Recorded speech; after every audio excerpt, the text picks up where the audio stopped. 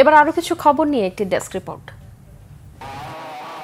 বিএনপির vice chairman Shamsuzzaman দুদু বলেছেন, গত 15.5 বছর অপকর্ম ও জুলাই আগস্টে গণহত্যায় জড়িতদের বিচারের মুখোমুখি করতে হবে, তাদেরকে নিষিদ্ধ করতে হবে আইনের মাধ্যমে।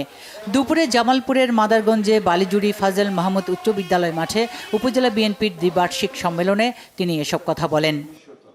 বিএনপির যুগ্ম মহাসচিব সৈয়দ এমরান সালে প্রিন্সের প্রশ্ন, পরিকল্পিতভাবে অস্থিরতা ও বিশৃঙ্খলা করে কি নির্বাচনকে অনিশ্চিত করার অপপ্রয়াস চালানো হচ্ছে? ময়মনসিংহের হালুয়াঘাট পৌর শহরের উত্তর বাজারে কেন্দ্রীয় শহীদ মিনারে পৌর বিএনপির 3 নম্বর ওয়ার্ড বিএনপির কর্মী সমাবেশে তিনি এই প্রশ্ন করেন। বলেন, জনগণ আওয়ামী লীগকে আর দেখতে চায় না। এই বিষয়ে সরকারের ভূমিকা রহস্যজনক। এর আগে দুপুরে হালুয়াঘাট পৌর শহরের মোজাখালীতে কামাখ্যা মাতার মন্দিরে বার্ষিক পূজা পরিদর্শন করেন প্রিন্স। সারা দেশে পরিকল্পিত সুষম নগরায়ন সহ সকল এলাকার উন্নয়ন রূপরেখার প্রস্তাবনার সাথে স্থানিক পরিকল্পনার গুরুত্ব সবার সামনে উপস্থাপনের লক্ষ্যে নগর ও অঞ্চল পরিকল্পনা বিষয়ক চতুর্থ আন্তর্জাতিক সম্মেলন শুরু হয়েছে রাজধানীতে। বাংলাদেশ ইনস্টিটিউট অব প্ল্যানার্সের উদ্যোগে এতে সুষম ও টেকসই বাংলাদেশ বিনির্মাণে আগামী করণীয় প্রত্যাশা নিয়ে 10টি সুনির্দিষ্ট সুপারিশ প্রদান করা হয়েছে। আগামী দিনের চ্যালেঞ্জ মোকাবেলা করে প্রয়োজনীয় সুপারিশমালা নির্ধারণ করাই এবারের আন্তর্জাতিক সম্মেলনের মূল উদ্দেশ্য। রাজধানীর মিরপুরে বেসরকারি উন্নয়ন সংস্থা পাথওয়ের উদ্যোগে মিরপুরস্থ কার্যালয়ে তৃতীয় লিঙ্গের জনগোষ্ঠীকে কর্মমুখী করার লক্ষ্যে সেলাই মেশিন বিতরণ অনুষ্ঠান হয়েছে। এতে জাতীয় সমাজ কল্যাণ পরিষদের অতিরিক্ত পরিচালক মুখলেসুর রহমান বলেন, হিজড়া জনগোষ্ঠীকে মানব সম্পদ হিসেবে গড়ে তোলার বিকল্প নেই। অনুষ্ঠানে হিজড়া জনগোষ্ঠীর 10 জনকে সেলাই মেশিন বিতরণ করা হয়। তাদের তৈরি পোশাকও বিক্রি করবে পাথওয়ে। রাজধানীর উত্তরায় অবস্থিত international university of business agriculture and technology IUBAT-তে বিশ্ববিদ্যালয়ের প্রতিষ্ঠাতা উপাচার্য অধ্যাপক ডক্টর এম আলিমুল্লাহ মিয়ানের 8ম মৃত্যুবার্ষিকী পালন হয়েছে। দিবসটি উপলক্ষে IUBAT ক্যাম্পাসে পবিত্র কোরআন খতম, দোয়া মাহফিল ও তাঁর জীবন, দর্শন ও শিক্ষাক্ষেত্রে অবদান নিয়ে আলোচনা সভার আয়োজন করা হয়।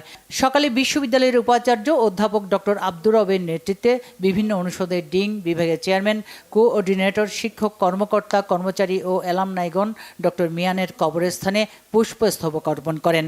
পরে বিশ্ববিদ্যালয়ের মসজিদে মরহুমের রুহের মাগফিরাত কামনায় বিশেষ দোয়া হয়।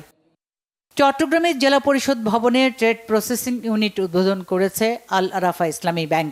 শনিবার ব্যাংকের ব্যবস্থাপনা পরিচালক মোহাম্মদ রাফাতুল্লাহ খান প্রধান অতিথি হিসেবে এর উদ্বোধন করেন।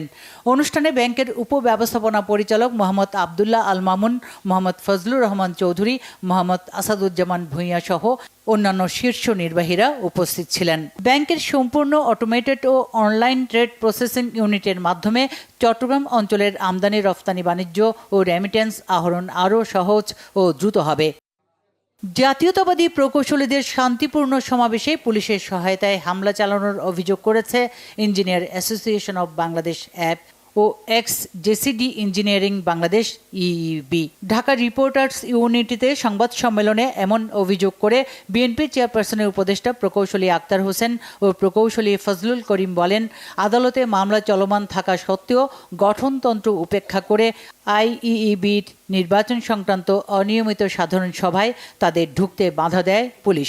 পরে প্রতিপক্ষ দখলবাজরা IEEBতে প্রবেশের সময় পুলিশ ও বহিরাগত সন্ত্রাসীদের দিয়ে বাধা প্রদান ও প্রকৌশলীদের উপর হামলা করে। গাজীপুরে 2 দিনব্যাপী আয়োজিত বেটোপিয়া প্রেজেন্স ডুয়েট আন্তঃবিশ্ববিদ্যালয় প্রোগ্রামিং কন্টেস্ট 2025 অনুষ্ঠিত হয়েছে।